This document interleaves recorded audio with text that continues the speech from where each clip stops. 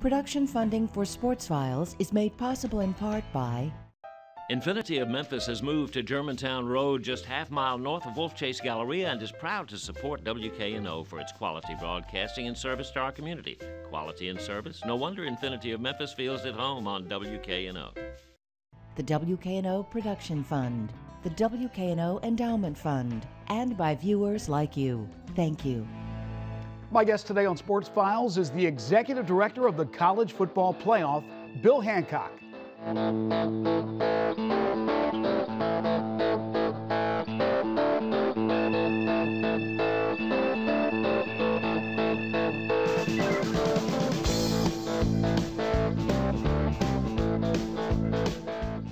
His name is synonymous with collegiate and amateur sports, yet Bill Hancock is far from a household name, mainly because he's not the guy in the spotlight. He is, however, as important as anyone. Hancock was the first full-time director of the NCAA Final Four. He served on the U.S. Olympic Committee staff for 10 Olympic Games and 2 Pan American Games. He was the first executive director of the BCS. And last year, he became the first executive director of the College Football Playoff. Quite the resume. Bill is also an author, and it's his book that recently brought him to Memphis.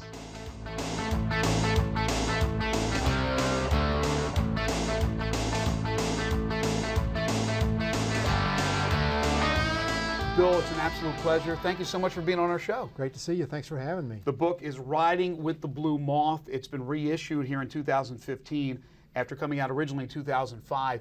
Why did you decide to reissue it? The book has been out of print for 3 or 4 years, and a publisher stumbled upon it and just said, this is a wonderful story. It's redemptive, it's an adventure, it's a story of Americana written by a guy who works in sports.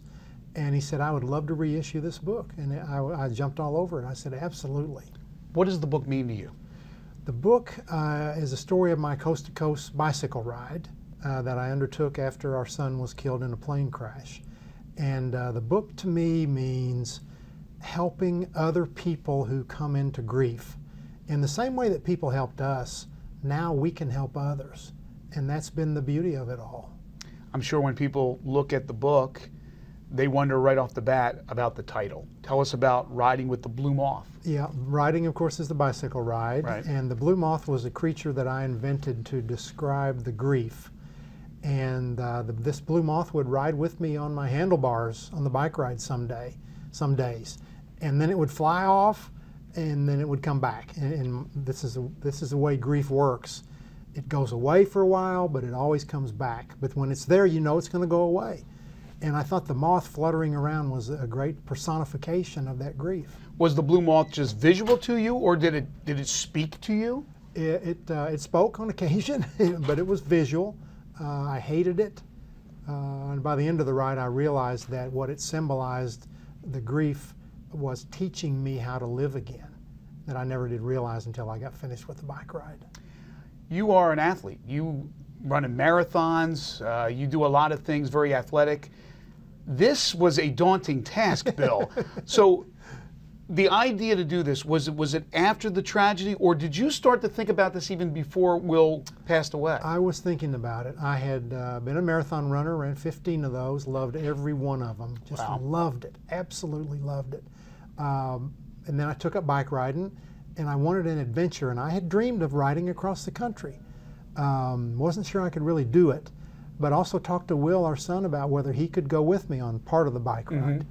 And then after we lost him, everything fell apart for me, and I didn't want to do anything. Never dreamed. I mean, it was hard to get out of bed, much less dreaming of going back to that bike ride thing. But I would say maybe a couple of months, after a couple of months of real deep sadness, it occurred to me that I need to try to live again. And that returning to my love of bicycle riding was something I could do. And I went to my wife and said, hey, I'd like to try this. She said, you're crazy, but we'll do it. Bill, did you need to do it more for yourself or for the legacy of Will? Who was it for more? It was selfish, very selfish of me to do it, to put my wife in that position. She went along with me with our pop-up tent trailer. Right. So she had to worry about me all day out there on my bike all by myself. It was an incredibly selfish thing to do, but it was so important for me to get back to normal. and to have an adventure. And what I'd never realized until the bike ride was over and the book came out was that I could help others who come into grief, just like we did. Never dawned on me until the book came out. And I began to hear from people who said, Mr. Hancock, this book changed my life. You've given me hope. Well, that was a phenomenal thing for me to hear.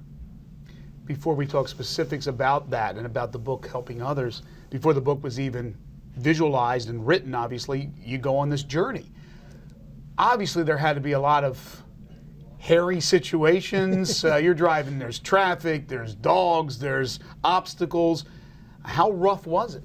You know, there were times every day when I thought, this is pretty hard. I need to really suck it up and get going here. Did you ever think of quitting? Thought of quitting one day, the day I went through Selma, Alabama. It was in August.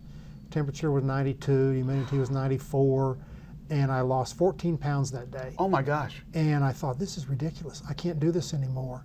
And I remember taking off my shirt and just wringing it out, and the water just cascaded out of this shirt. And I thought, this is crazy. Well, overnight that night, a front came through and dried out the air, cooled things off to 85 degrees, and I thought, I can do this. Why did the weather change on the day? Did you thank Will for doing that? Why did the weather change on the day that I needed it to the most? Wow. I think Will might have had a hand in it. How many miles were you averaging per day? 90 miles a day. And it took you how many days to complete the journey? Took 36 days, about 2,700 miles. I had one day over 100, a day in the Rockies, cresting the Continental Divide when I only made 54 miles or some, or about that. So every day was different. And I never knew what was around the next corner. Right. And that also added to the adventure.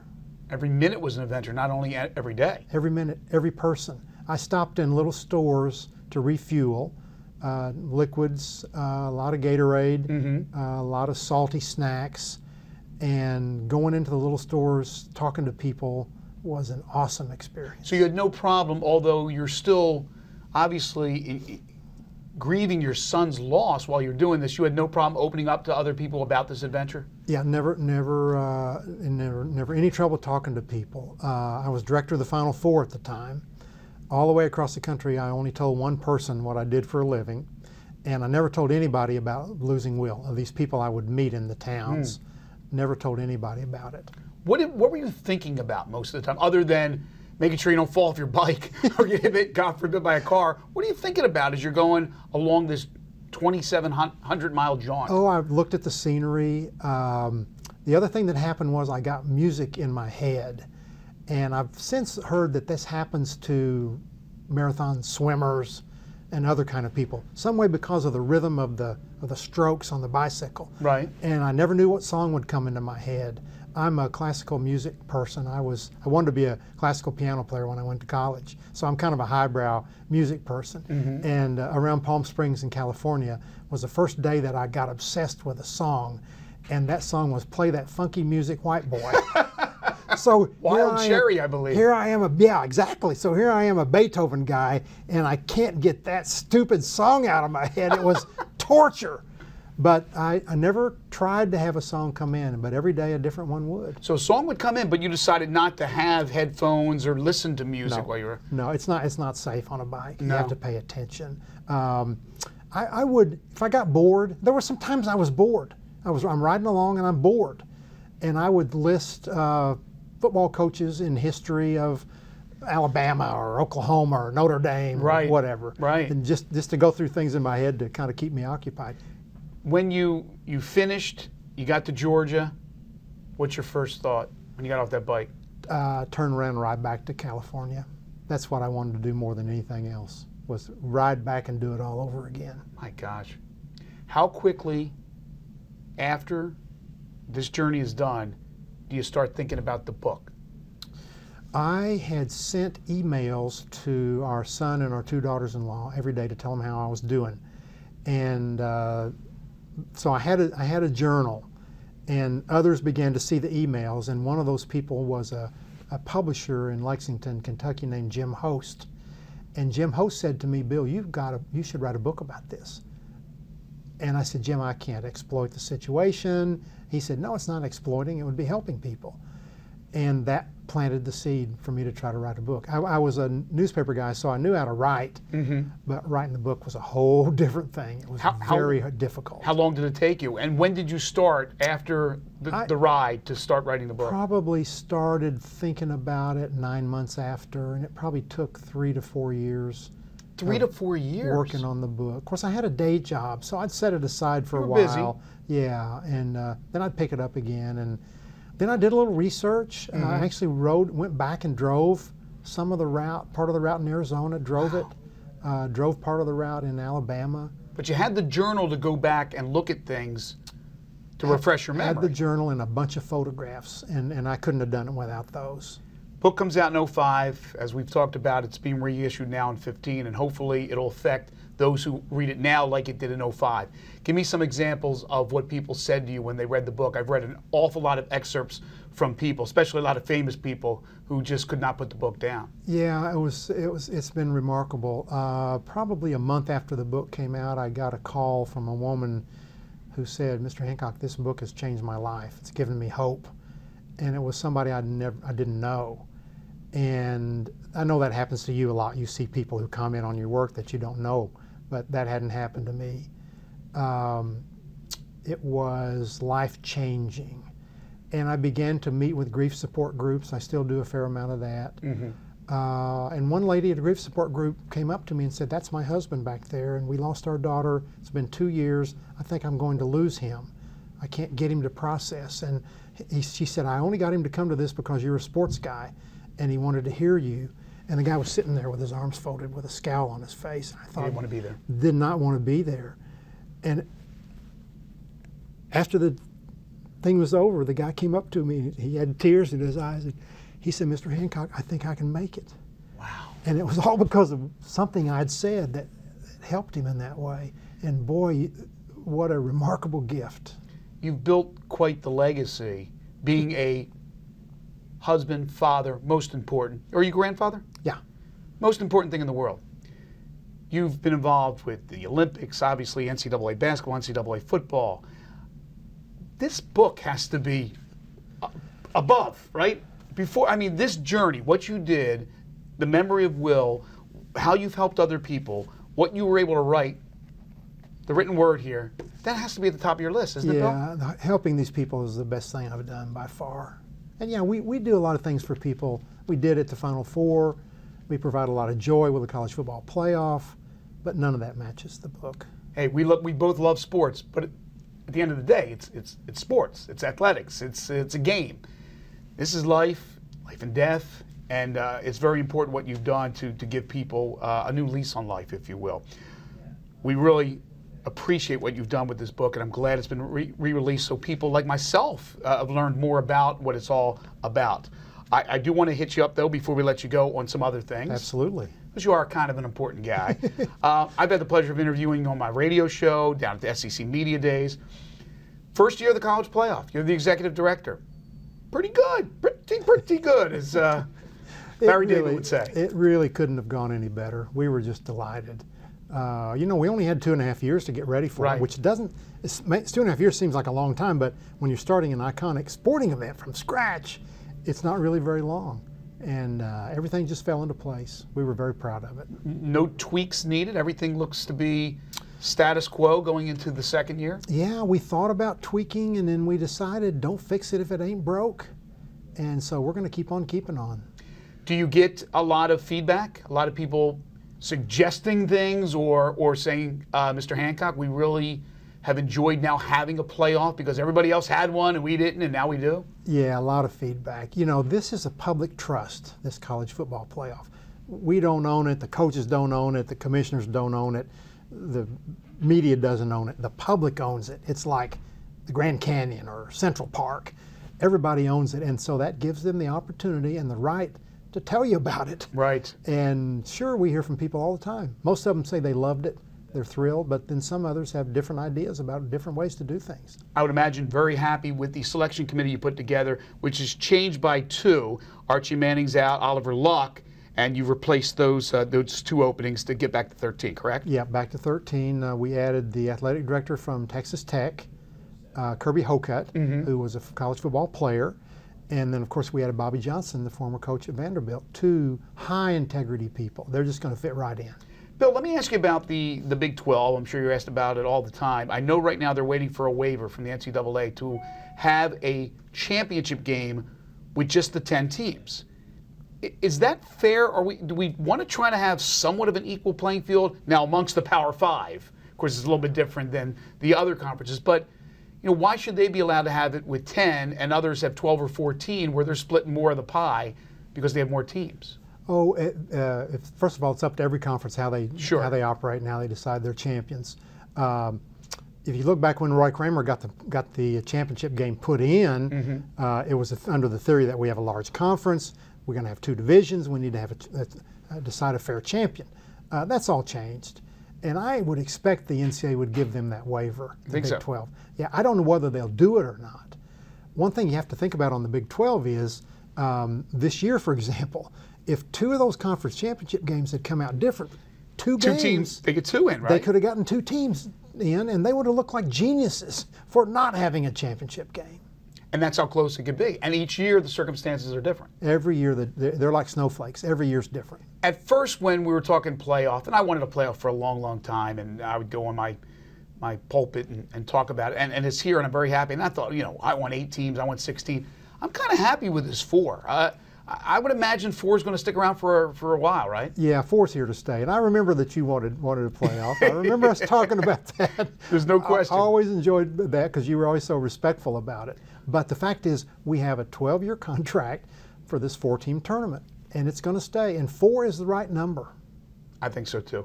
Bill, we like to leave every one of our interviews with something we call 5 for the road.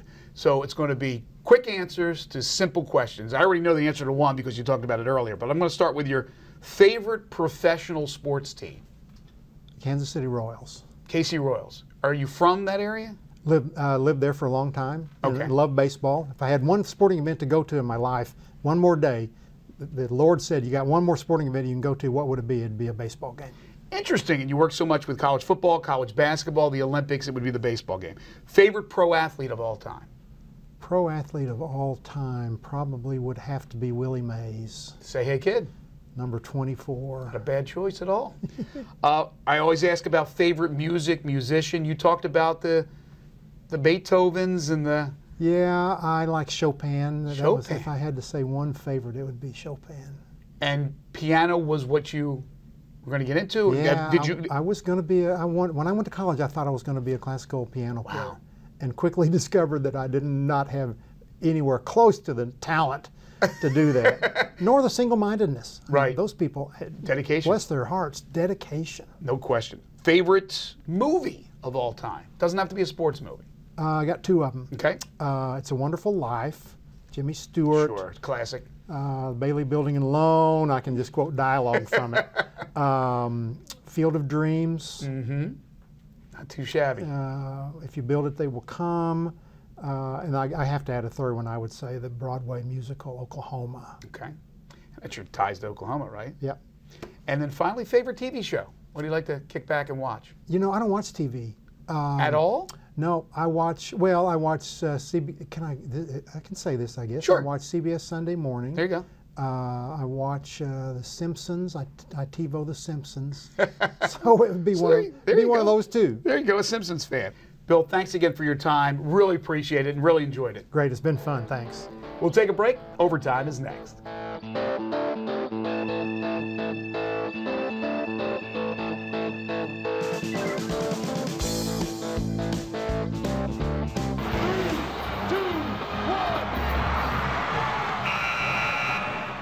Now that is one guy with an absolute full plate. We thank Bill for joining us. Well, the FedEx St. Jude Classic has come and gone for another year, and once again, hats off to the staff and volunteers for helping put on a great show. Now, if you were out at TPC Southwind, you may have noticed 2 huge trailers anchored in the players' parking lot. One is a mobile gym where golfers work out before and after the rounds, and the other provides physical therapy for those golfers ailing a bit. Athletic trainer John Adam is a former head trainer of the Milwaukee Brewers, but has been helping golfers on the PGA Tour since 2009.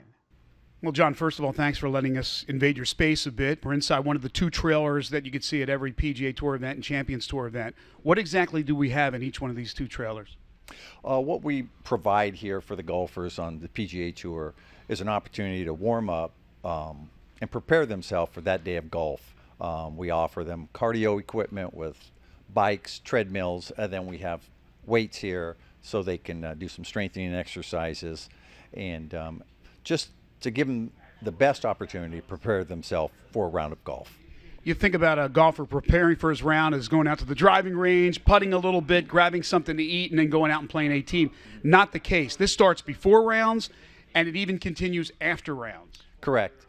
Typically, the golfer will come in 2 hours before his tee time, and they'll start a gradual ramping up for that day. Get on the treadmill, get on the bike, and then we'll do some stretches, and then we'll do a little bit of strengthening, and just enough to have him break a sweat, get prepared, and then he'll go out to the range or the putting green and play his round of golf. After that, grab something to eat, come back in here, and then possibly do some strengthening exercise, a little bit harder workout. The workouts are in here, the physical therapy, and the chiropractor's in the other trailer. Correct. How often do you see a golfer use these facilities? I mean, percentage-wise. On a percentage ways, we would say during the course of a week, we will see about half the field use one of the two trailers. If not, some guys will use both daily. Tiger Woods changed the game, obviously, in more ways than one, but from a physical standpoint, his workout regimen, it seemed like golfers were inspired by that. And now when you see a typical golfer, it's not like the physique we saw 30, 40, 50 years ago. Guys are working out like behind us the way they are working out hard after a round or before a round. Do you think that he gets a lot of that credit for changing that? Yes, and I give a lot of well, I think it's a good job that the universities are doing. I mean, we see the younger golfers come out right out of college, and they expect this. They've already went through a program, and they know what to do to stay in condition for a long season of golf. They're more health conscious now as well, right? Much more. You've been around the game a long time, physical therapy, not just golf, LPGA Tour, PGA Tour, but also in Major League Baseball for years with the Milwaukee Brewers, the Montreal Expos. Compare and contrast a Major League Baseball player and a golfer in their workout habits. I get asked that a lot. Apples and oranges a little bit. I think, as Yogi would say, their similarities are different.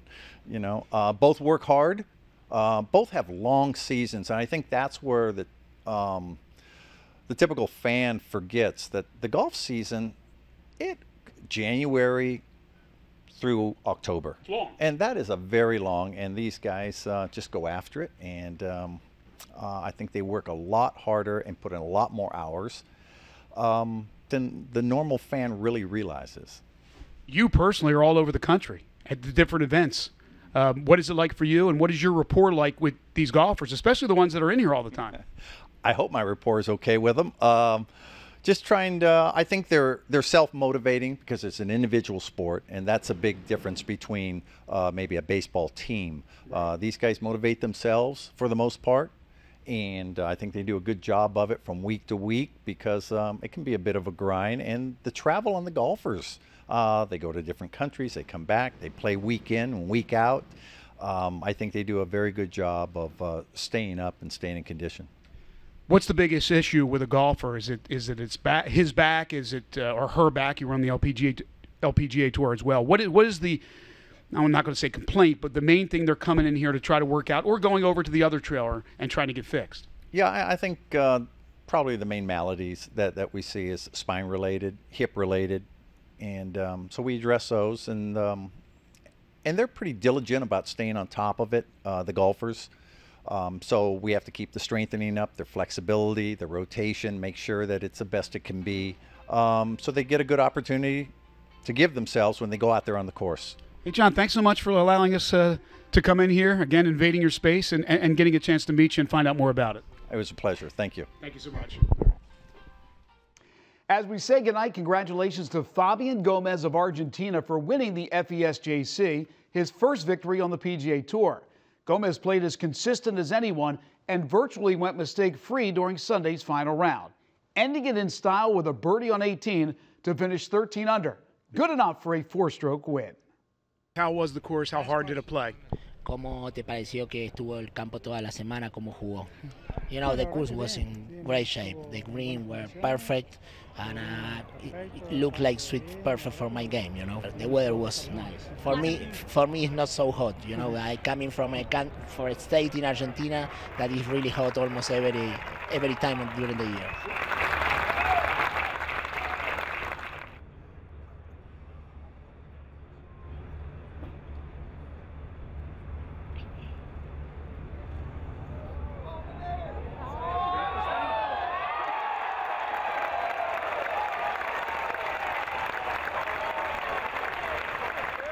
And that'll do it for now. Have a great week, and we'll see you next time.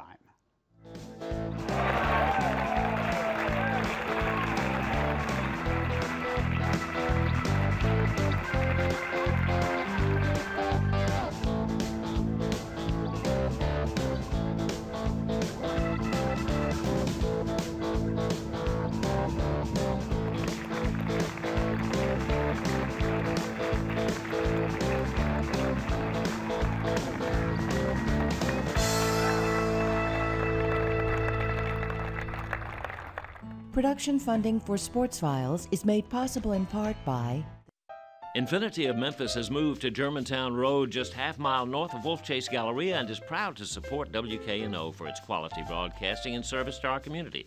Quality and service? No wonder Infinity of Memphis feels at home on WKNO.